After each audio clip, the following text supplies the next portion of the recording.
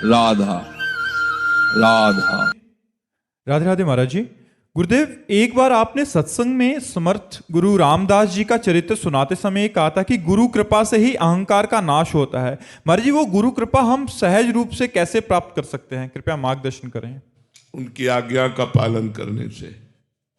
आज्ञा शमन सुसाहिब सेवा, अपने गुरुदेव की आज्ञा का पालन करना ही सबसे बड़ी सेवा है। अब जोई कहें करें हम सोई, आयस लिए चले निज दासी, मन क्रम वचन त्रिशुद्ध सकल मत, हम श्रीहित हरिवंश उपासी। एक बार हरिव्यास देवाचार्य जी महाराज श्री भट्ट देवाचार्य जी के पास गए और कहा, हम आपसे दीक्षा लेना चाहते हैं। उनका हमारी गोदी पे कुछ दिखाई दे रहा है? नहीं, जाओ गिरिराज जी की 12 वर्ष तक परिक्रमा करो राधा राधा रटते हुए, फिर हमारे पास आओ। आज्ञा का पालन। 12 वर्ष तक राधा राधा रटते हुए समय व्यतीत करके जब आए तो कहा, आप कुछ गोद में दिखाई दे रहा है? बोले नहीं। बोले फिर 12 वर्ष जाओ, राधा राधा रटो। 24 वर्ष राधा राधा रटते हुए गिरिराज जी की रोज परिक्रमा लगाते हुए अपने गुरु आज्ञा का पालन किया। जब आए 24 वर्ष बाद तो बोले, गुरुदेव आपकी गोद में श्यामा श्याम विराजमान है, ये दिखाई दे रहे हैं। बोले हाँ, अब आओ दीक्षा देते हैं। पहले सिद्ध कर दिया, फिर दीक्षा दी। गुरु की आज्ञा ही सबसे बड़ी सेवा है। गुरु की आज्ञा ही अहंकार का नाश है। बोले 12 वर्ष परिक्रमा करके राधा राधा रटते हुए समय व्यतीत किया। बोले फिर जाओ 12 वर्ष। ये तो आप हर बार कहते रहोगे, दीक्षा दीजिए फिर आप आज्ञा कीजिए। ऐसा नहीं प्रश्न किया। जो आज्ञा हुई उस पर तत्पर हो गए तो अहंकार का भी नाश हो गया, भगवत साक्षात्कार हो गया। और इतने बड़े महापुरुष हुए कि महावाणी नामक रस ग्रंथ की रचना हरिव्यास देवाचार्य जी ने की गुरु प्रताप से। तो जो गुरु की आज्ञा का पालन करता है वही गुरु सेवक है। जो गुरु सेवक है वो अहंकार रहित हो ही जाता है, क्योंकि गुरुदेव की कृपा इस सबसे बड़े दुश्मन अहंकार पर रहती है। अहंकार नष्ट हो गया तो संस्कृति चक्र नष्ट हो गया। ये जो पुनरपि जननम पुनरपि मरणम पुनरपि जननी जठरे शयनम चक्र है, ये इसका मूल जो है वो अहंकार है। संस्कृति मूल सूल प्रद नाना, सकल शोक दायक अभिमाना, ताते करे कृपा निधि दूरी, सेवक पर ममता अति भूरी। इसलिए कृपा निधि इष्ट और कृपा निधि गुरुदेव पहले उपासक के अहंकार का नाश करते हैं। जो निरहंकार हो जाता है तब वो चिदानंद रस का अधिकारी बनता है। महाराज जी, आपने गुरु आज्ञा की बात कही अभी। महाराज जी, एक सवाल था इसमें कि गुरु आज्ञा का मतलब किसी और से परीक्षण कराना चाहिए? समकालीन मतलब उनके समान संत भी हों तो गुरु आज्ञा कर दिया तो दूसरे से जाके पूछते हैं महाराज। ये अपराध है, ये अपराध है, क्योंकि दूसरे संत उसको किस रूप में लेते हैं। अगर सुलझा हुआ महापुरुष है तो सीधे बोलेगा, गलत। आप गुरु आज्ञा पर प्रश्न कैसे उठा दिए? चुपचाप अपने गुरु की आज्ञा का पालन करो। अगर सुलझा हुआ नहीं है तो ये क्या, कोई उपदेश दिया नहीं, कोई साधना बताई नहीं। बोले 12 वर्ष परिक्रमा लगाओ। अब 12 वर्ष तक दूर रहकर परिक्रमा, फिर ये क्या बोले 24 वर्ष लगाओ। वो गुरु की आज्ञा में कमी निकाल सकते हैं, इसलिए अपराध बनने की संभावना है। अपने गुरुदेव की बात पर यदि एक तो संशय नहीं होना चाहिए, और यदि प्रश्न उठे तो गुरुदेव से ही प्रश्न करना चाहिए, किसी और से नहीं। कि गुरुदेव भगवान हमारा मन विश्वास युक्त हो जाए, इसलिए आपसे पूछ रहा हूं, क्या अत्यंत अनिवार्य है 12 वर्ष तक परिक्रमा लगाना? हाँ, गुरुदेव से ही पूछना चाहिए, वो हमारा समाधान करेंगे। प्रणपातेन प्रश्नया, साष्टांग दंडवत करके हाथ जोड़कर नम्रता पूर्वक यदि प्रश्न किया जाए वो दोष नहीं है। लेकिन गुरु के आदेश को किसी दूसरे संत से प्रमाणित करवाना ये बहुत बड़ा अपराध बन जाएगा, क्योंकि वो बात फिर अवज्ञा के रूप में आ जाएगी। गुरु की अवज्ञा करना फिर वो परमार्थ का प्रतीक नहीं है, जो अपने प्राणेश्वर प्राणनाथ गुरुदेव की आज्ञा को किसी और के सामने व्यक्त करके उससे उसमें मोहर लगवाना चाहे। बहुत वो अल्पज्ञ है और वो अवज्ञा हो जाएगी, गुरु अवज्ञा हो जाएगी तो परमार्थ बनेगा ही नहीं। राधे राधे महाराज जी। महाराज जी, यदि ग्रस्त में रहते हुए भी मोक्ष संभव है तो आप जैसे महापुरुष संन्यास जीवन को क्यों अपनाते हैं? भगवान ने सृष्टि में एक नहीं रचा, अनेक रचा है। एक नहीं रचा, अनेक रचा है। अगर सृष्टि का मंगल अच्छे स्वभाव से होता है तो बुरे स्वभाव वालों को क्यों रचा? यदि मदिरा पीना निषेध है, मांस खाना निषेध है, फिर रचना क्यों की? अगर हम प्रश्न करें तो शाम तक ऐसे ही प्रश्न करते रहेंगे। भगवान ने अनेकता की रचना की है, एकता की नहीं, अनेकता की रचना की, विभिन्न मति की रचना की है, विभिन्न स्वभाव की रचना की है और उनको दो भागों में बांट दिया, एक निवृत्ति मार्ग और एक प्रवृत्ति मार्ग। निवृत्ति मार्ग भोगों का त्याग करते हुए, त्याग का प्रयास करते हुए सफलता पूर्वक भगवान को प्राप्त करना, और प्रवृत्ति मार्ग धर्मयुक्त भोगों को भोगते हुए प्रयासरत रहकर मोक्ष मार्ग में जाना।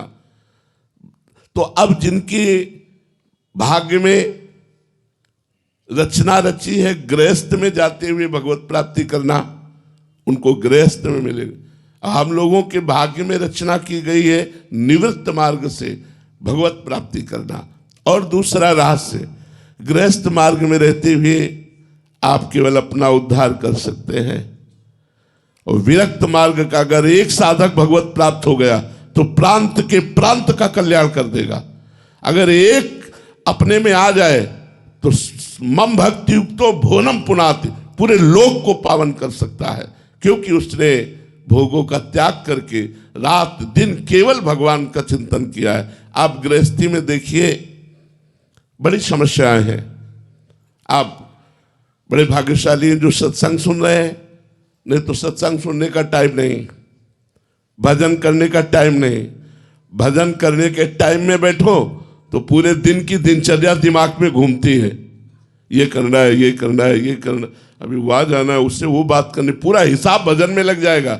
माला चल रहा है लेकिन पूरा हिसाब लग जाए, परसों उसने ऐसा क्यों कहा था, वहां ऐसा क्यों हुआ, पूरा प्रश्न उत्तर उसी समय होगा जब आप भजन में बैठे होंगे। अब कैसे उद्धार हो? उस कर्म को भगवान को समर्पित करते हुए, विरक्तों को भिक्षा देते हुए आप लोगों का कल्याण कैसे होता है? जैसे विरक्त संत जन है, इनको भोजन पवाते, इनको वस्त्र, इनके वास की व्यवस्था, ठाकुर सेवा, समाज सेवा, जितना बना उतना भजन, जितना बना। लेकिन विरक्त के लिए ये नहीं है कि जितना बना, क्योंकि हमारे लिए दूसरा कार्य नहीं, न बच्ची का ब्याह न बच्चे का ब्याह, बच्चा बच्ची तो कुछ है नहीं, न किसानी न नौकरी न व्यापार, केवल एक ही धंधा है, नाम जप, भगवान का भजन। अगर ईमानदारी से हम अपना भजन कर ले गए तो लाखों का कल्याण कर देंगे, लाखों का कल्याण कर देंगे। इसलिए भगवान ने विरक्त मार्ग की रचना की कि इस मार्ग में सम्यक रूप से अपनी चित्तवृत्ति को केवल परमात्मा में लगाकर स्वयं तरति सतरति सतरति सा लोकांतार्यति, वो लोक के लोक को तार सकता है। ऐसा गृहस्थ में कठिन है। गृहस्थ में 10 मिनट 20 मिनट 30 मिनट समय दो, वो भी मन चंचल रहता है।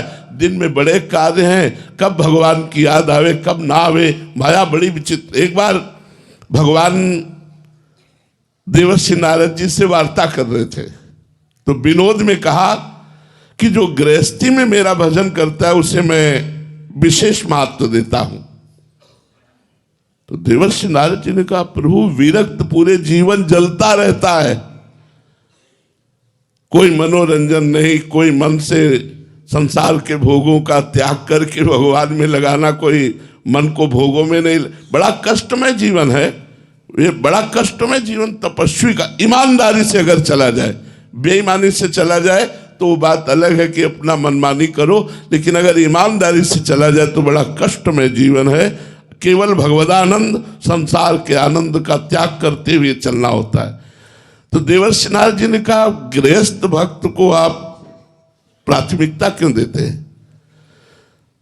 तो उनका देवर्षि नारद जी से एक काम करोगे? भगवान ने एकदम बात घुमा दी। एक कटोरे में घी भर करके दिया और कहा मेरे आसन की परिक्रमा लगाओ, एक सुदर्शन चक्र हमारा पीछे चलेगा, एक बूंद भी नहीं गिरना चाहिए, भगवद आज्ञा। बोले कितनी बार नारायण नारायण कहा? बोले नारायण नारायण। पूरी चित्त वृत्ति इस कटोरे में लगी थी कि एक बूंद घी गिरा तो सुदर्शन चक्र पीछे है। बोले एक कटोरे के घी ने तुम्हारी भगवत स्मृति अपहरण कर ली और उनके लड़का बच्चा रिश्तेदार नातेदार न जाने कितने कार्य, और वो सब कार्य करते हुए यदि मेरा भजन करता है तो वो मेरा सर्वश्रेष्ठ भक्त है। तो बात समझते हो? गृहस्थी और विरक्ति ये दो मार्ग भगवान ने बनाए हैं, और दोनों मार्ग अगर अपनी अपनी ईमानदारी से धर्म से चला जाए तो दोनों मार्गों को भगवत प्राप्ति होती है। पर विरक्त मार्ग गुरु मार्ग है, गृहस्थ का गुरु मार्ग है। उसके सदगृहस्थ लोग स्वीकार भी करते हैं, कोई भी विरक्त हो उसे पूज्य भाव से देखते हैं। विरक्त मार्ग गृहस्थ मार्ग का गुरु मार्ग है, और विरक्तों का भरण पोषण गृहस्थों से ही होता है। वस्त्र है, भोजन है, वास है, जो भी व्यवस्था है, तो इस भाव से गृहस्थों का कल्याण हो जाता है। जो हम लोग भजन करते हैं उसका हिस्सा मिलता है। वो गृहस्थी में रहकर थोड़ा भी भजन करते हैं, धर्म से चलते हैं, पापाचरण नहीं करते, और गरीबों की सेवा, जैसे बीमारों की सेवा, गौओं की सेवा, संतों की सेवा, ये सब गृहस्थों से ही चलती है। तो उन गृहस्थों का कल्याण ऐसे होता है, और संत अपने तपोबल और भजन बल से बहुत लोगों का कल्याण करते हैं। इसलिए भगवान ने दो मार्गों की स्थापना की। तो भगवान ने जिसको जिस मार्ग के लायक चुना उस मार्ग में चला रहे हैं। हम लोगों को चुना, भगवान ने चुना। और महाराज जी, एक एकांतिक वार्तालाप में सुना था कि प्याज लहसुन तामसिक प्रवृत्ति के कारक होते हैं, तो आपकी आज्ञा अनुसार उन्हें त्याग दिया है। परंतु महाराज जी, आजकल बाजार में मिल रही हर वस्तु, यहाँ तक कि नमकीन मसालों में भी प्याज लहसुन का होता है। ऐसे में महाराज जी कभी ऐसा गलती हो जाए तो? ना, कोई देखो, वो कोई पाप नहीं है। प्याज लहसुन कोई पाप नहीं है। प्याज लहसुन, जैसे कुछ संत जन गाजर नहीं पाते, तो बहुत सी ऐसी वस्तुएं हैं जिनके गुणों का अनुमान करके संतों ने त्याग किया। इसमें ये दोष है, इसमें ये गुण है, जिससे हमारी बुद्धि पवित्र है। तो प्याज लहसुन, जहां आलू पैदा होते हैं वहीं प्याज लहसुन पैदा होता है। प्याज लहसुन कोई पाप नहीं कि खा लिया तो हमसे पाप हो गया, ऐसा नहीं है। वो तमोगुणी है, वो हमारी बुद्धि को भजन से रहित करने की चेष्टा करेगा, हमको आलस्य, निद्रा, प्रमाद ये पैदा करेगा। कोशिश कीजिए कि जहां तक हो सके आप ना पाए, वो तमोगुणी है, मगर कोई पाप नहीं है। तो जैसे मसूर की दाल, अब मसूर की दाल हम लोग नहीं खाते क्योंकि तमोगुणी है, कभी नहीं खाते। कोई भी संत शायद ना पाता होगा, मसूर की दाल नहीं पाते क्योंकि तमोगुणी है। तो ऐसे बहुत से भोजन में भी पदार्थ हैं जो तमोगुणी हैं। अच्छा, बहुत से ऐसे लोग हैं जो दूध को फटी हुई वस्तुएं नहीं पाएंगे, जैसे पनीर है, छेना है, वो नहीं पाएंगे।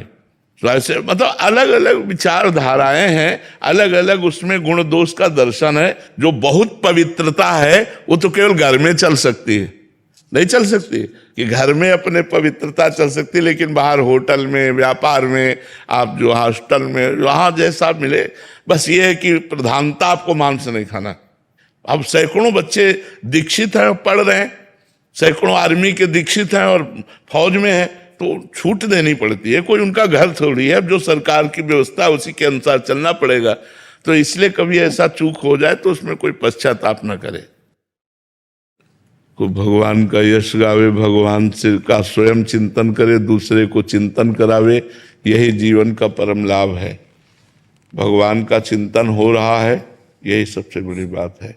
आज जो लोग भूले हुए विषयों में हैं, जो नाना प्रकार के कुमार्ग को अपना जीवन बनाए हुए हैं, हम लोगों का कर्तव्य है कि उनके कानों में भगवद यश डाल करके, उनके चित्त का मार्जन करके कुमार्ग से सुमार्ग में लाना। तमसोमा ज्योतिर्गमय, अंधकार से प्रकाश की तरफ लाना। अस्तोमा सदगमय, असत से सद की यात्रा कराना। मृत्युर्मा अमृतम गमय, मृत्यु से अमृत की यात्रा कराना। और भगवान ने वो काम आपको दिया, भूरिदा जना, भगवान की चर्चा करना, तो सबको चाहिए स्वयं भगवान से जुड़े और अपने मित्रों को भी जो हमारा अनुसरण करे उनको भी भगवान से जोड़े। ये व्यसन, व्यभिचार और मांसादि अखाद्य पदार्थों का खाना ये जितना कम होगा उतना ही हमारा पॉजिटिव विचार होगा, नहीं तो निगेटिव विचार आपको पहुंचा देगा डिप्रेशन में। चाहे जितना आप बुद्धिमान हो, अगर गंदा आहार करोगे, गंदा व्यवहार करोगे तो आपके अंदर ही निगेटिव विचार आपको खा जाएंगे, आपको जला दे। देखो इतना निगेटिव विचार बढ़ जाता है कि आदमी शूट कर लेता है अपने को, तो निगेटिव विचार ही तो है ना। तो इसीलिए मांस, मदिरा, परस्त्री गमन, ये जो शास्त्रों ने त्याज्य बताया है, हमारी समाज को चाहिए इसका त्याग करके और भगवान से चित्त को जोड़े, जिससे परम मंगल हो। राधे राधे महाराज जी, आपके चरणों में कोटि कोटि नमन। महाराज जी, शरीर के पुत्र को नाम जप के लिए और अपने समस्त कर्म श्री जी को समर्पित करने के लिए बोलती हूँ तो बोलता है आपने तो पूरा जीवन प्रपंच किया, अब नाम जप कर रहे हो तो मुझे बहुत ज्ञान दे रहे हो, तो मतलब ऐसे में महाराज जी मतलब कैसे करें, मतलब पर प्रयासरत रहिए। बच्चे हैं, एक दो बार अवहेलना करें तो भी उनको प्यार से समझाते रहिए। यदि उनसे कह दो बच्चा हमने प्रपंच में व्यतीत किया इसीलिए तो पश्चाताप है, हम चाहते हैं कि तुम्हारा जीवन प्रपंच रहित हो, उनको समझाओ ना कि आप ठीक है, इसलिए पश्चाताप करके आज मैं नाम जप कर रही हूँ तो तुमको पश्चाताप करना ना पड़े, इसलिए थोड़ा नाम जप तुम भी शुरू कर दो, अभी से शुरू कर दो, तुम्हारा मंगल हो जाएगा। तो नाम जप बुद्धि को प्रवीण बनाता है, नाम जप संसार में चलने का साहस देता है, नाम जप विपत्ति को भोगने का बल देता है, नाम जप अपने आप हर सुविधा प्रदान करता है। विश्वास कीजिए नाम जप में बड़ी सामर्थ्य है। हमें आप लोगों से बार बार कहते हैं कि आप परेशान मत होइए, आप कहीं भागिए मत, आप कहीं दौड़िए मत। हाँ, भगवान के नाम में, भगवान के मंत्र में अपार सामर्थ्य है दुखों का नाश करने के लिए, लेकिन आप जपो तब। ऐसा नहीं होगा कि हम जपें और तुम सुखी हो जाओ, ऐसा नहीं होगा। आपको जपना पड़ेगा, आपको स्वयं साधन करना पड़ेगा। प्राय लोगों की धारणा ऐसी है कि कोई ऐसा उपाय बताओ कि अंगूठी पहन ले या कोई मतलब जंतर बांध ले, लोग ऐसा चाहते हैं। लेकिन हम आपको स्पष्ट ऑपरेशन करके बात बता रहे हैं, खुली ऑपरेशन करके बात बता रहे हैं कि को न काहू के सुख दुख कर दाता, निज कृत कर्म भोग सुनु भ्राता। हम तुम तो मनुष्य कोटि के हैं, मान लो साधु भी हैं तो हम जीव कोटि के हैं, लेकिन हम ईश्वर कोटि की मुनि की बात कहते हैं। वशिष्ठ जी ये ईश्वर कोटि के महात्मा हैं, ये भगवत कोटि के, जिनके चरणों में भगवान राम मस्तक रखते हैं, वो वशिष्ठ जी भरत जी से कह रहे, सुनहु भरत भावी प्रबल, बिलखि कहो मुनिनाथ, हानि लाभ जीवन मरण जस अपजस विधि। है मंत्र, नाम है, भगवान के नाम में बड़ी सामर्थ्य है, इसलिए नाम जप करो। बेकार के इधर उधर की बातों में मत फंसो, कोई तुम्हारे दुख को नहीं मिटा सकता और जेब तुम्हारी खाली करवा सकता है, ये पक्की बात है। दुख मिटाना है तो तुम्हें लगना होगा। पापाचरण बंद करो, शराब पीना बंद करो, मांस खाना बंद करो, पराई बहन बेटी की तरफ गंदी दृष्टि बंद करो, अच्छे आचरण करो, अभी आनंदित हो जाओगे, अभी सुखी हो जाओगे। तुमको देखकर लोग आनंदित हो जाएंगे, आपका इतना चेहरा प्रसन्न रहेगा। और गलत आचरण करो और पैसा जमा कर दो तो पैसा जमा करना हुआ पुण्य, और गलत आचरण जो कर रहे हो पाप, इसका फल तुम्हें मिलेगा, उसका भी फल मिलेगा। महाराज जी ऐसी जगहों पे बहुत भीड़ रहता है महाराज जी, और काफी लोग कहते हैं हमें लाभ भी हुआ, पुत्र हुआ। देखो इसमें हम आपको आप बता रहे हैं, ये संयोग की बात है। ऐसे दंपत्ति कितने भारत में हैं जो हर उपाय करने के बाद भी पुत्र प्राप्ति नहीं हुई। ऐसा पुत्र प्राप्त करवा दे तो भारत में निसंतान कोई रह ना जाए। भारत में निसंतान, वो संयोग लग जाता है। संयोग, पुण्य का संयोग लगा, उसका संयोग लगा, पुत्र होने का समय आ गया और उसका संयोग लगा, बोले बाबा के आशीर्वाद से काम चल गया। बाबा के आशीर्वाद से पुत्र नहीं हुआ, तुम्हारे पुण्य के, तुम्हारे संयोग से, तुम्हारा जो भाग्य था उसमें पुत्र था, इसलिए पुत्र हो। अगर भाग्य में पुत्र नहीं है तो नहीं होगा, चाहे जितना प्रयास कर लो। देखो भागवत में इस बात का प्रमाण है कि आत्मदेव नाम का ब्राह्मण जब बहुत सब पुत्रेष्टि यज्ञ सब कुछ कर लिया और पुत्र नहीं हुआ तो करने के लिए जंगल गया, वहां देखा एक सन्यासी मिल गए तो उनके चरण पकड़ लिया। सन्यासी जी ने कहा आप उदास क्यों हो? बोले हम उदास क्या, हम तो मरने आए, हमारे पुत्र नहीं हो रहा है, सब संपत्ति है बढ़िया, सब सुख सुविधा है, पुत्र नहीं हो रहा तो हमारे पितरों का कैसे पिंडदान होगा, इसीलिए मैं आया हूं कि अब कर लूंगा। अरे बोले आप करना तो बड़ा निंदनीय कार्य है। तो उनका फिर आप हमें पुत्र प्रदान करो। बोले मैं तुम्हारे भाग्य में देख रहा हूं कि 7 जन्म तक पुत्र नहीं है। बोले आप अगर पुत्र नहीं प्रदान करोगे तो आपके सामने कर लूंगा। अब महात्मा जी बड़े चक्कर में फंस गए। उन्होंने अपने तपोबल से एक फल प्रकट किया और कहा जाओ अपनी पत्नी को पवा दोगे तो पुत्रवती हो जाएगी। बड़े प्रसन्न हुए, लौट के आए और उनकी पत्नी का नाम था धुंधुली। उन्होंने कहा कि लो ये फल खा लो, महात्मा ने दिया है, तुम्हारे गर्भ रह जाएगा। उसने सोचा गर्भ रह जाएगा तब तो भोजन नहीं पा पाऊंगी, चकाचक दबा के भोजन पाने के लिए पेट खाली चाहिए, पेट में गर्भ ही रहेगा तो क्या, और कहीं गर्भ टेढ़ा हो गया तब तो मैं मर जाऊंगी, गर्भ में तो बड़ी समस्या है। तो अपने उनकी बहन आई हुई थी, बहन से कहा बड़ी समस्या हमारे आगे आ गई कि पतिदेव ये फल लाए। तो बोले सुनो समस्या का समाधान ये कि परीक्षा के लिए ये फल तुम गाय को पवा दो और मेरे गर्भ है और तुम कहती रहो गर्भवती का नाटक करती रहो, और जब मेरे संतान होगी तो मैं तुम्हें दे दूंगी, तुम धन हमारे पति को दे देना और मैं सबसे कह दूंगी मेरी संतान मर गई, बढ़िया काम बन जाएगा। उन्होंने ऐसा ही किया। जो संत के द्वारा फल था देखो उसने नहीं पाया, क्योंकि भाग्य में उसके गर्भ से संतान नहीं लिखी, गाय को पवा दी। तो समय आने पर गोकर्ण जी का प्रादुर्भाव हुआ और उसकी बहन के जो लड़का पैदा हुआ उस समय से जब उसके पास आया तो धुंधुली ने अपने नाम से मिलता हुआ नाम धुंधकारी रखा। और सब लोग भागवत चरित्र सुनकर जानते हैं कि धुंधकारी का चरित्र कैसा रहा, घोर महापापी रहा। तो अगर भाग्य में नहीं लिखा तो संत ने दिया लेकिन वो उस खाया नहीं, गाय को खवा दे। तो हमें लगता है कि हमारे भाग्य का संयोग ऐसा बनता है, हम जहां जाते हैं संत महात्माओं के पास तो जाना एक सुकृत होता है और दूसरा हमारे भाग्य का संयोग बनता है, इसलिए हमारी कामनाओं की पूर्ति हो जाती है। नहीं तो बहुत सी ऐसी बातें हैं जो हमारे भाग्य में नहीं है, उसे कोई नहीं लिख सकता, नया भाग्य नहीं निर्माण कर सकता। एक पहलवान जी आए थे 18 साल बाद, कह रहे महाराज जी की कृपा से पुत्र हुआ, तो मतलब कोई आपने आशीर्वाद कैसा दिया? संयोग 18 वर्ष बाद होना था, नहीं तो हम पूरे भारत को आशीर्वाद दे सबके हो जाए हमारी किसी से दुश्मनी है क्या? हमारे तो सब परिजन है, हमारे तो सब प्राण है। उन्होंने जो साधना की 18 वर्ष उन्होंने वृंदावन की दंडोती परिक्रमा लगाई और संत के प्रतिभाव किया, प्रारब्ध का बदला हुआ, एक साथ 2 संतान हुई, 2 पुत्र एक साथ पैदा हुए उनके 18 वर्ष बाद।